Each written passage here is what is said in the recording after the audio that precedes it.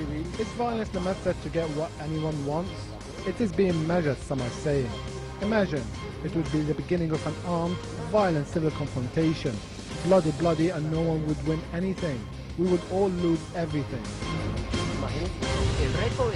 The challenge for the person sitting in that chair is that while you are in that chair and you say that you didn't look for it, that it came to you, while you are there you have a great responsibility, and you have the responsibility not only for those you speak for, but you have the responsibility of the entire country while you are there. Secretary Kerry said, and I have said certainly, that there are a number of policy options on the table for how we can help foster a peaceful solution here. We have said one of them could be sanctions, but I have nothing to predict in terms of what that might look like. What we've been more focused on, quite frankly, is what you've heard me talk a lot about, the importance of getting a third-party mediator talking to both sides here to try and get some peaceful resolution of this going forward.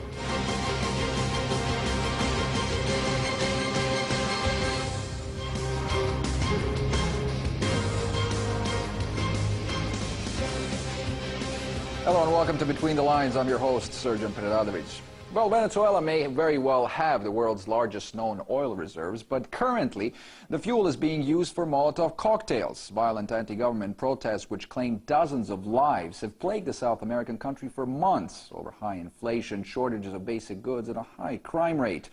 For his part, current president and successor to the late Hugo Chavez, Nicolas Maduro, has accused the opposition of backing a U.S.-sponsored coup. To help us make sense of what is really driving the crisis in Venezuela, I'm joined in the studio tonight by South American affairs expert, Mr. Nabil Khalil.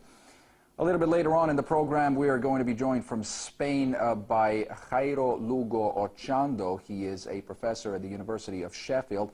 And in London, I'm joined by Mr. John Coop, the former director of the British Council in Caracas. A warm welcome to all of you, gentlemen. Mr. Khalil, let me begin with you here. Is the government of President Nicolas Maduro on the verge of collapse? Not at all. It's only part of the intentions of United States and some regional states. You say not at all. I'm sorry to cut you off there, Dr. Khalil, but you say not at all. I mean, the challenges that this government faces are daunting. If we look at some of the figures here, we have falling production of oil, declining revenues. We have an inflation rate of 56%. That's the highest in the world, by the way. $85 billion debt, which amounts to 70% of the country's GDP. Those are not easy problems to fix, are they? Still, Nicolas Maduro is in control, and still the people is backing Nicolas Maduro government. The street is not only owned by the opposition or these violent group of the opposition that are taking some of the street of Caracas and some other cities. Actually, the whole country is backing Nicolas Maduro, despite of all the figures that you just gave. Now, the country is still going ahead, and it's still under control, and this shows that the government is backed by the people of Venezuela. Mr. Ochando, why is that? Why are the people of Venezuela still backing the government of Venezuela, given the fact that the economic situation is so dire? Well, I have to start by saying that I completely disagree with my predecessors in his affirmation, and I'm not sure what country he's referring to and what people he's referring to. But in fact, these protests, which started as a result of shortages of food and basic goods and power cuts and high unemployment and inflation, reveals a profound discontent amongst a lot of the people in the country with the conductions and with the directions of the current government. You know, this is a country that until 1998 was dependent, 65% of its income came from oil and 35% of its income came from non-traditional products and industry. Today, the country depends something like 85 to 90% of the income of the country depends on oil. It has huge problems in public finances. It has a disequilibrium of its monetary policy. The companies that have been... Okay, Mr. Ochando, I have to cut you off there because I want to bring in our other guest, Mr. Coop in London there.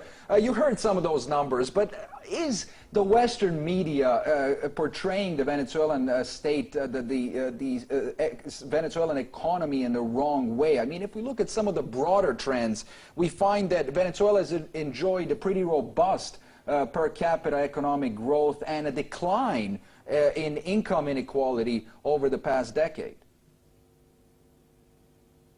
Well, what I'd like to say really is that we have to go back a little bit, to the need for political reform, and that is what has been going on in Venezuela over the last 20 years. I arrived there in 1992 when the first coup was attempted by Chavez, and there was a dire need for political reform, but one might say that the reform and the Bolivarian revolution has gone off the rails.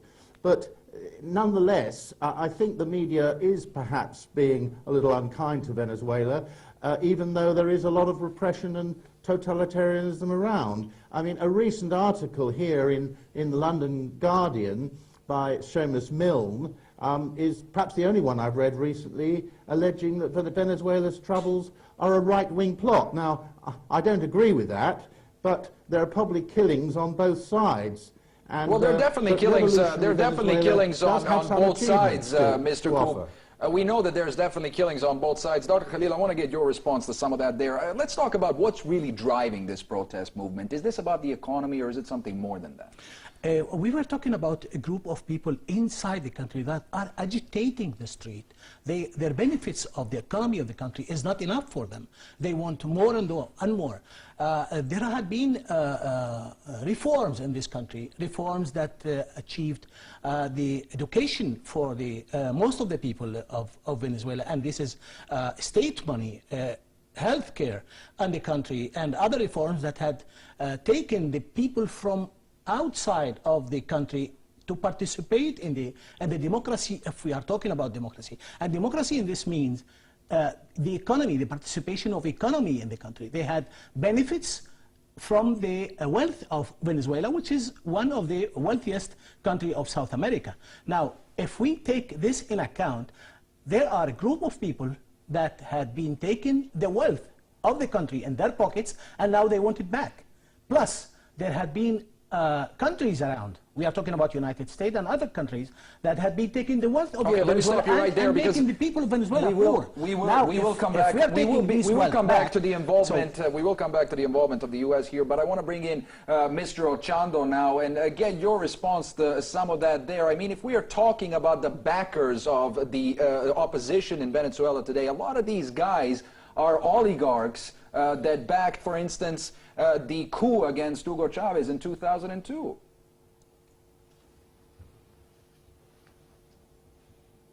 Is that the last elections, very contested elections in which Nicolas Maduro apparently won, were won by 200,000 votes, a difference of less than 1%. So these people are saying that over nearly 50% of the people in Venezuela are oligarchs, that 50% of the people in Venezuela are linked to the high elite. I mean, this is nonsense. The reality is that it's a country that it's a regime that has increasingly seen an erosion of its support. A lot of the mayors that have been elected from the position in the past few years have been elected in very poor areas of the country. It's very unjust to call these students who are in the street protesting against what is by all means a failure of the state to deliver a stable economy, to call them crooks or to call them plotters or U.S.-driven plotters. These people are students. Most of them are middle class, popular class. There's a lot of people protesting. So I'm not sure what country my other guest is talking about, but it certainly doesn't seem to me that it's Venezuela. It is Venezuela, no doubt it is Venezuela. But you're confusing and you're mixing up stuff. If you are talking about democracy and we are talking about Nicolas Maduro winning the elections against this opposition, so why going to the streets and make violent acts on the street? Why taking over the streets with violence attitude? If we are talking about democracy, Nicolas Maduro won the elections, and there are parliament, there are media, and most of the media of Venezuela now is in the hands of the opposition. So why we're not going the democratic way and discuss all the situation over the table? If the presidency of Venezuela is calling people to sit down and talk, so why we should go to the street and make violence and destroy the country? No, excuse me. Let me stop you there, because there's an inaccuracy. The main opposition organization, the Movement of Unity, of Democratic Unity, the MUD, has called against the protest, has sat down with the government to talk about a pacific dialogue solution. But the protests are based on facts, on a dire situation of the economy. They are not driven by the organized opposition. They're regular people protesting in the street because they're very unhappy against the government. So it's very unjust to say that first of all, to categorize the opposition as a whole, which is not. There's many sectors there. The organized opposition, I will repeat, has been calling also to things to calm down, has sat down with the government in what has been a dialogue promoted by both sides. Now, on this we can agree. On this, there is no opposition that can go to sit with the president and with the government and negotiate. President Obama said, let's take a third part.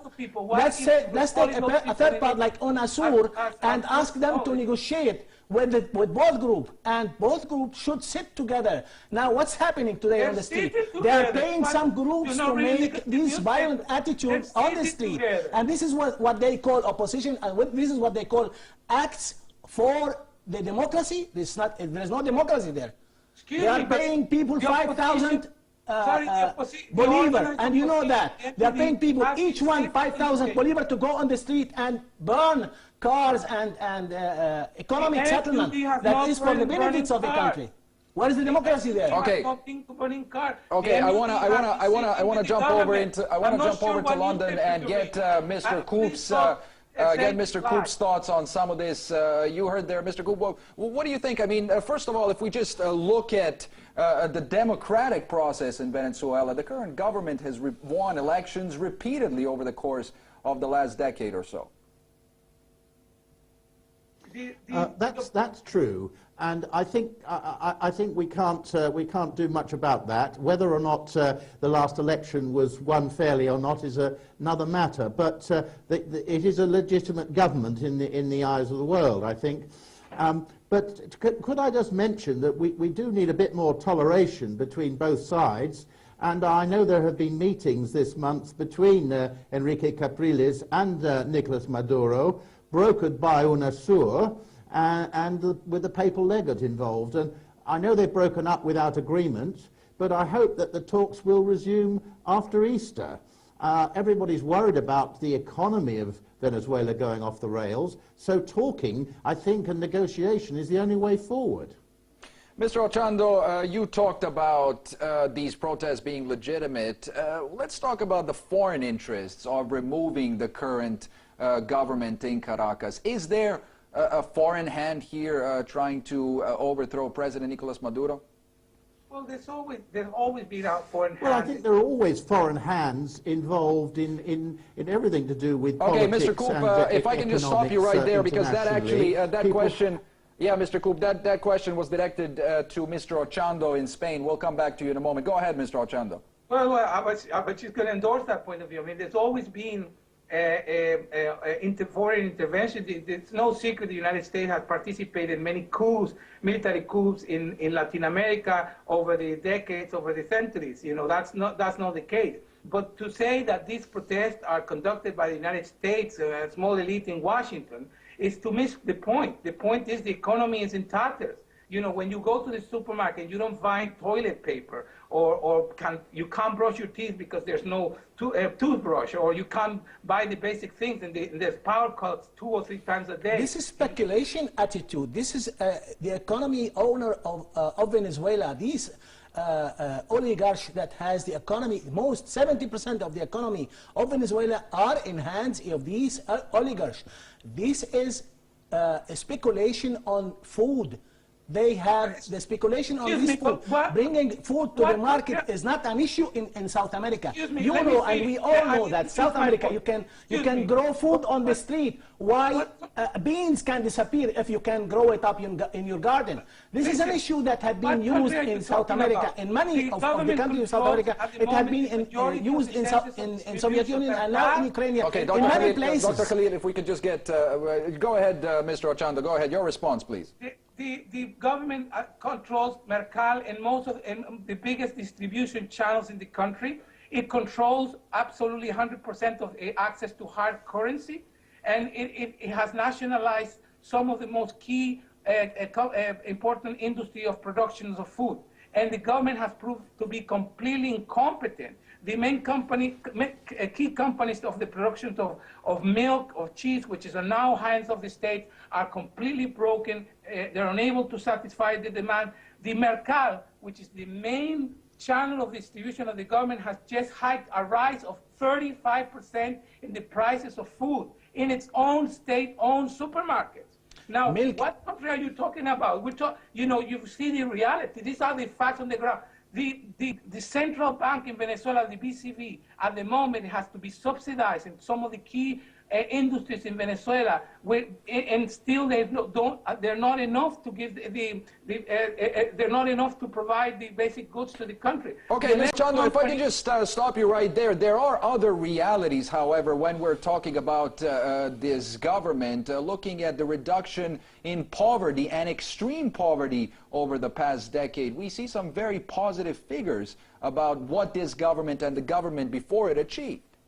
Well, listen, I'm absolutely supportive of that claim. In the first 5, 6, 7 years of this regime with President Chavez, there was a very strong and sustained effort to reduce poverty, which was very successful. Historically, every time the oil prices in Venezuela, like in the 1970s, has risen so dramatically, there's always been a decline in poverty. This time, the decline in poverty was absolutely more pronounced and much more important than before, and that's something that nobody can take away from this government. But the reality is that in the past 5, 6 years of this regime, the situation has deteriorated dramatically, and that's something that we have to accept too. And the sooner the government recognizes its own shortfall, the sooner we'll get back things on track. The Mercal is a solution that is given by the government of Venezuela for short-term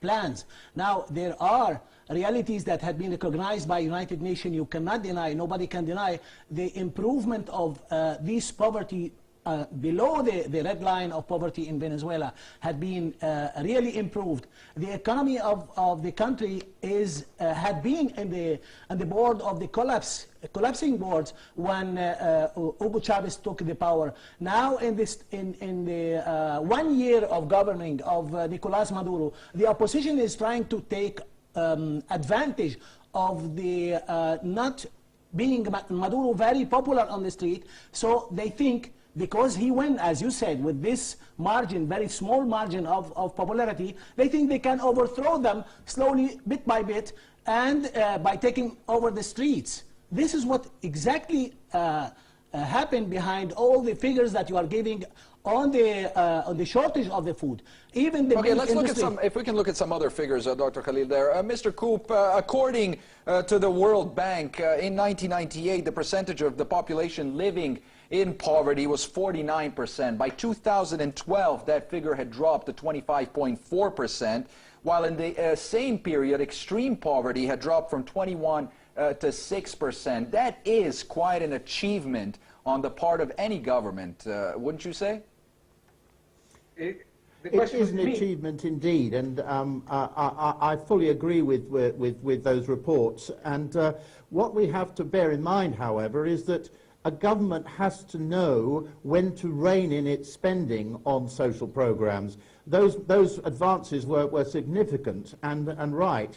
But when the economy starts to go off the rails, and when they are linked to nationalisation and seizures of property, and then people start to lose their confidence in government, then things start to go off the rails. And I think the current economic problems mean that the government has lost control of the economy, which is very sad given the improvements that you outlined there.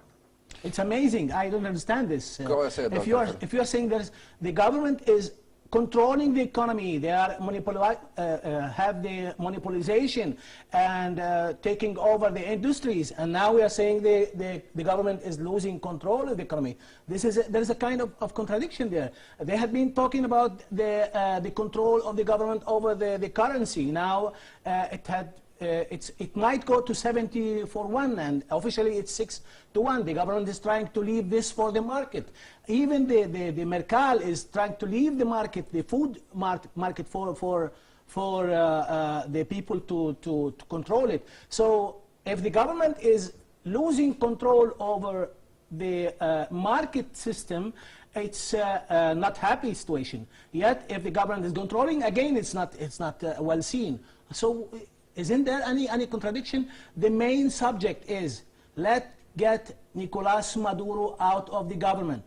All the nationalized institution and the economy of the country, like the petroleum, like the gas, the water, everything that had been in hands of the oligarchy and the United States, let them fall down back to our hands. Okay, Mr. Let's talk about. We will take over this again. Let's talk about this role of the United States. Let's go back to foreign intervention, Mr. Ochando. If we look at the violence on the ground, a lot of it perpetrated by these more extreme elements of the opposition. For instance, headed by Leopoldo Lopez and others like him. There is a direct connection between Washington and organizations like that. That's not a conspiracy theory, it's an objective fact. How much of a role is that playing in destabilizing the government and making it impossible for any concrete reforms to take place? Leopoldo Lopez had not participated in one single violent act. Let me start by that. Even the national prosecutor has found it very hard to build a case. He's in prison at the moment with no trial, and there's no evidence that he called for any violence. And there's nothing, no recording. But we do know, Mr. Ochando, that a lot of the violent acts perpetrated by people on the ground during these protests, and mind you, a lot of the violent acts weren't carried out by the security forces, they were carried out by protesters. A lot of those protesters were connected to Leopoldo Lopez's group. The majority of the 40, 50 people killed have been killed by the state, by police or by the National Guard. You can look at those facts, at the statistics. The majority of the violence has been exercised from the state against its citizens. There's no proof against Leopoldo Lopez. There's no evidence against him. The national prosecutor hasn't been able to build a case. So let me be clear on that, because we shouldn't perpetuate that. That's a myth from the government against Leopoldo Lopez. Now, the extremist has happened. There has been extremists in the protest. That's something that the MUD and the government have been sitting down to see how they address. But there's no indication that neither Lopez or the key leaders of the movement of Democratic Union have been involved directly in this. We can talk about conspiracy all you want, but there's no proof on this. There's no records on this, and there's no element that indicates otherwise. That these protests, the violent sections of the protests, there are records. There are evidence. Yesterday they got 15 people with arms, and they have caught them with the Minister of Exterior. Elias Howard. Even with the exterior participation, yes, they caught yesterday a man from Florida with guns and guns in the hands, and he was preparing people to go to the street and train them to use violence against the government and against the people, the Pacific people on the street. There are evidence of outsiders' participation, and there are evidence of mafioso participation, because even they got yesterday, 2 days ago, they got a group of mafioso trying to modify marijuana to make people, give it to people and get them on the street all the time against the police. If I can just stop you right there. Mr. Ochando, then there is a lot of evidence to suggest that there are paramilitaries, for instance, acting in the eastern parts of Venezuela, where a lot of these protests initially began. Absolutely, absolutely. I don't doubt that that's the case. Well, and that also, is proof that these are violent elements within the opposition. there are violent elements, and that's something that needs to be addressed. I'm not saying the contrary. And also, we have now proved that the government infiltrated several of the protests with police agents that have been completely identified and completely recognized and processed by the law, who also play an important part in exacerbating violence. So there's been violence from part. But this idea that to accuse all these protesters of being violent agents of the United States is ridiculous. Also, I reject the accusations to the key leaders of the movement of democratic unity, accusing them of without proof that they're all instigating this violence when they've been sitting down. This violence started on objective competition, and I'll be a Marxist here. On objective conditions, if you have no basic goods in a supermarket, if you have an inflation, the highest inflation in the continent, if you have huge unemployment, this year, over 25,000 Venezuelans were murdered in the street by criminals, and the government has done very little of this. If you have all this objective... Okay, Mr. Ochando, you've made that point earlier, and we do understand that there are challenges facing this government. I want to bring in Mr. Koop in London here. Let's talk about another issue here. Do you think that these protests highlighted the polarization of Venezuelan society, given the fact that a lot of the protesters are from middle-class, upper-class, private school universities, where, as opposed to those who support the government are from the lower classes? Oh, I think that is definitely true, but I think we must bear in mind that the middle and the upper classes, as you call them, have seen their country going towards economic ruin in their view. And so that is obviously fueling this discontent.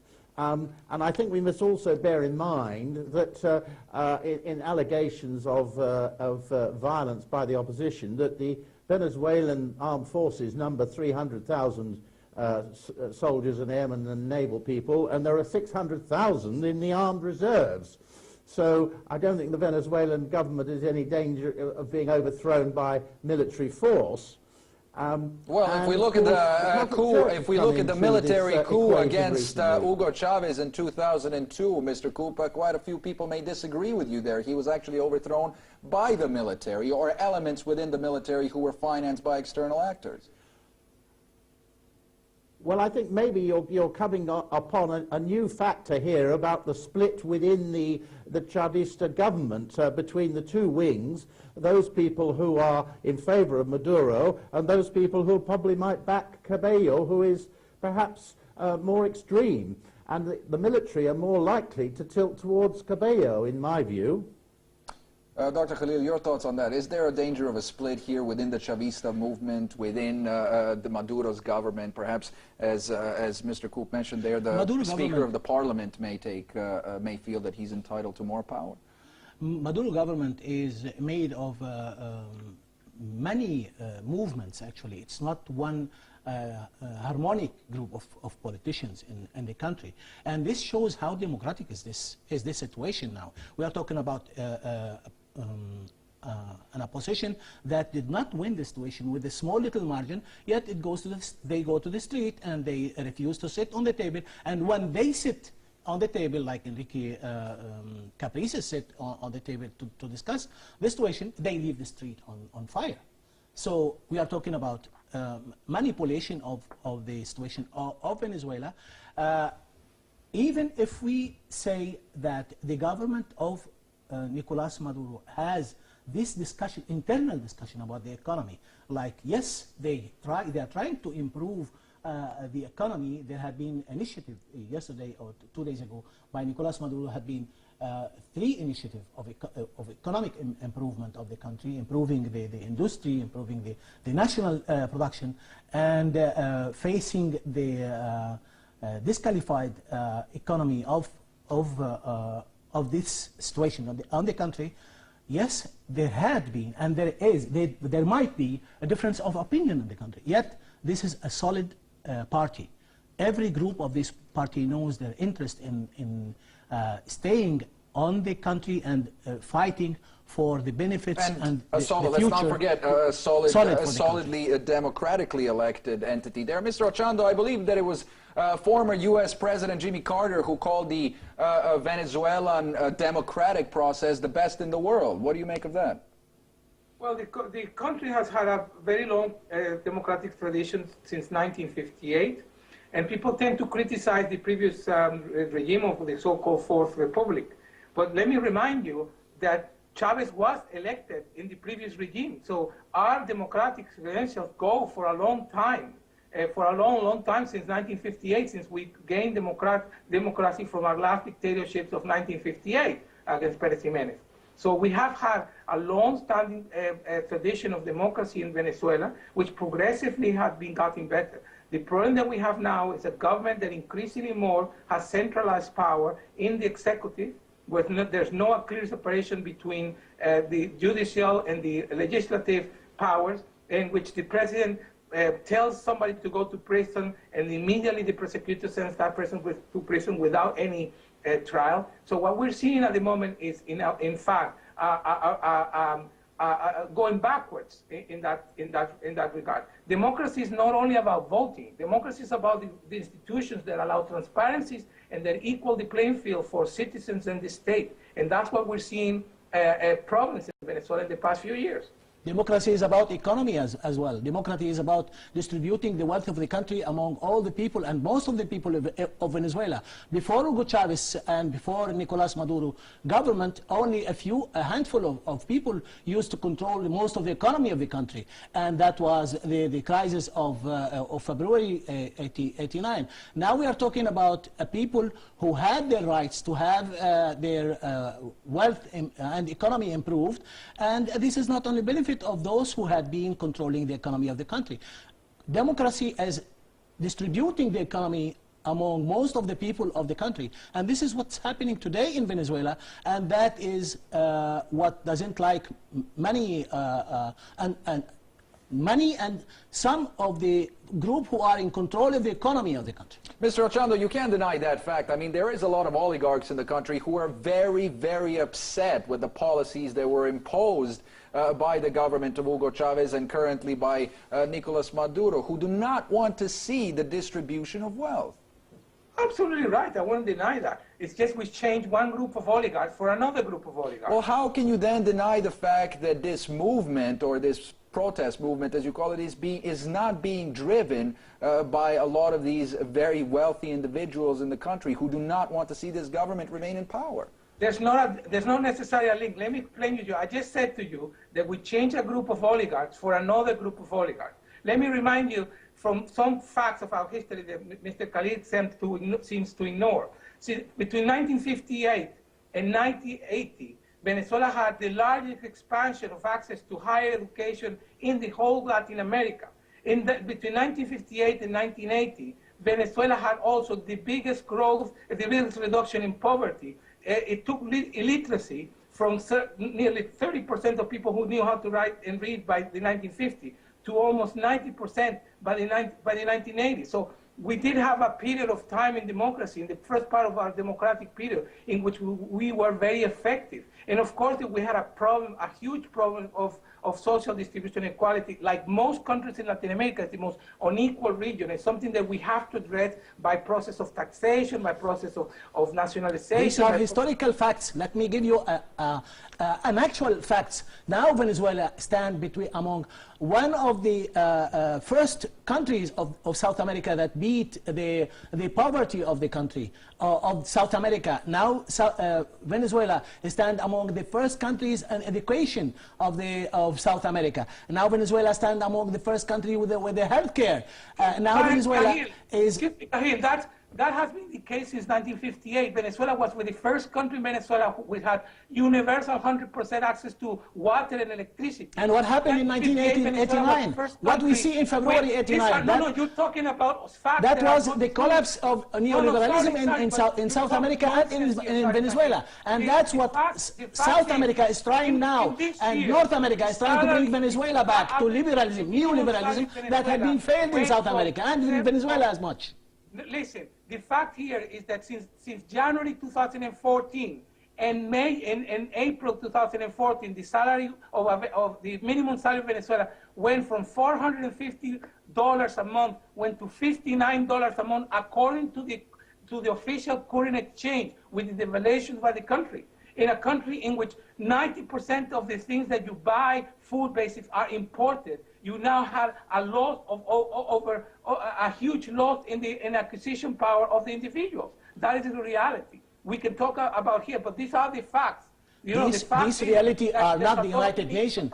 These reality are not the United Nations figures. The United Nations figures said that the poverty in in Venezuela went down in huge numbers. The poor had came down in huge numbers. If you compare the poverty in Venezuela with other countries, by the figures of United Nations, I don't know where you get these figures from, but United Nations gave these figures, and they say the poverty in Venezuela went down as much as never been in Venezuela, none in any other country of South America. Okay, just to be clear there, the World Bank figures do show that the decline in poverty was quite sharp since the Hugo Chavez assumed power in 1998. Sorry, can I make a footnote, a small footnote on that? In 2011, the government of the National Institute of Statistics of Venezuela changed the statistical basis. Now, the World Bank takes the statistics from the Venezuelan government, and the Venezuelan government changed the basic statistics. Since 2011, not only the income is considered as part of the poverty reduction, is also what the poor people receive in public services is included in the statistical base. If the previous governments had done the same, the poverty reduction would have been shown years before this regime. So there's also been a manipulation statistic. The figures of United Nations would not be taken by the state of Venezuela alone. They have their own organization on the ground, and they write down every detail of the poverty outside of the capital and around the capital. This is the fact. United Nations did not take all the figures from the state. If they take it, hallelujah, that's fine. A reduction in employment policy. No, you wouldn't say that. It's the same in Venezuela. We have a change of statistical base. The fact that the World Bank produces the statistics. Okay, Mr. Ochando, I do have to stop you there because unfortunately we can't keep going back and forth over statistics. Our viewers are, of course, free to check those numbers themselves. The United Nations and the World Bank clearly indicate that poverty has dropped and that there has been an improvement in the standard of living for those in the lower classes. Mr. Coop, I do want to bring you back in here. I mean, we can't blame everything on the opposition. We can't blame everything on foreign and external factors. What are some of the weaknesses of this Bolivarian process of Chavez's so-called revolution? Well, in my view, it is fairly simple that the regime has not known when to stop and to throttle back. That at some point in any government's life and career, you have to decide when you have to be a little more careful with money you don't have. You can't be giving money away or increasing social programs when the money doesn't exist. And that's why the Venezuelan economy and currency has taken such a battering.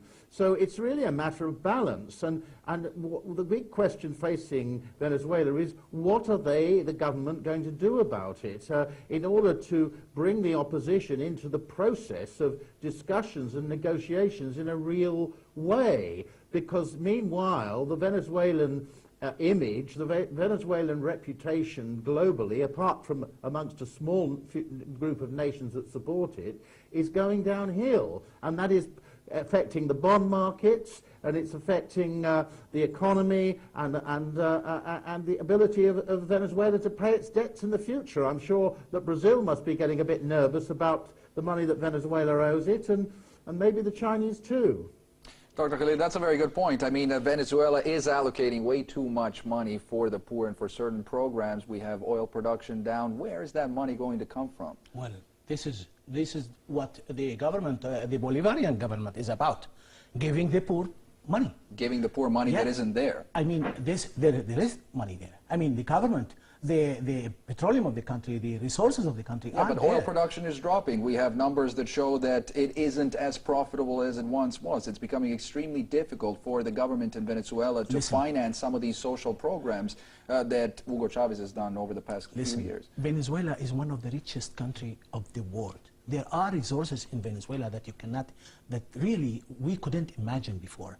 There had been, I mean, Venezuela had resources, natural resources of the country. Otherwise, they couldn't make agreements with China recently with trillions and trillions of dollars to improve the industry of the country, to create the infrastructure for industrialized country. This is what the situation of Venezuela. You are improving the country from an agricultural country to a kind of industry that is not based on petroleum only, and still petroleum prices are really high. If the production of petroleum dropped down a little bit, then this influence had got all over the country, all over the world. It's not only the Venezuelan situation. And the health care, the education care, the social programs are given to the people, which are given to the people, are not really taking most of the economy of the country. But this is the reason why the government of Nicolas Maduro is backed by the people. Why the people is backing this country? Because they are giving money, they are giving rights to these people to have their own share of the wealth of the country. Otherwise, why? Okay, Mr. Ochando, let's talk about the region as a whole here. A lot of the countries in the region, for instance, the Organization of American States, have overwhelmingly shown their support for the Maduro government and expressed concern over the street violence in Venezuela. What does that tell us about the way regional countries feel about these protests, which could destabilize other countries? Well, nobody wants to see a deterioration of the institutional situation in Venezuela. Between 1958 and 1992, Venezuela did not suffer any military coup. In 1992, we had two. Now, 10 years, a couple of years after, we had another one in 2002. And the times is getting short. Once you start a route of military coup, then you lose the track of democracy. So nobody wants to see that, and that's one of the reasons why the majority of the regions have been supportive of keeping a stable institution of Venezuela. Nobody wants to see that road. I also want to clarify. So you are recognizing this is an attempt of coup d'etat, slow attempt of coup d'etat. And that's why UNASUR is against it. Sorry, I'm talking about here history and facts. Chavez was the first one to do a military coup against a democratically elected government of Carlos Andrés Pérez in 1992. So he was a military coup himself. So the ability of this regime to talk about military coup and to try to get some moral high ground is very dubious. What I'm making here is an institutional point. I'm the last person in this planet to want to see another military coup in Venezuela coming from whoever it comes. I want to see stability, democratic stability in my country. If we need to see stability, we should sit on the table, calm the street down, take over these people who are extremists, as you call them, and put them in justice to take their MLD while the MLD was sitting there and listening. So this is not a matter of who sits there. Nobody wants to see a deterioration, institutional deterioration of Venezuela. But the problem is that there's serious economic problems, the societal problem, that the government doesn't recognize. They think all these protesters are U.S.-led, oligarch-led people, and that's the wrong message. There are objective conditions that need to be addressed in the economy and the society. Objective conditions are 5,000 bolivars given to every young man, violent man, to go and throw Molotov against government institution and social institution and people on the street. This is what happened on the street of Chacao. If you have proof of what you're saying, please give it to the national prosecutor in Venezuela so she can go and prosecute these people. But until you have proof of this, don't make these wild accusations with no proof.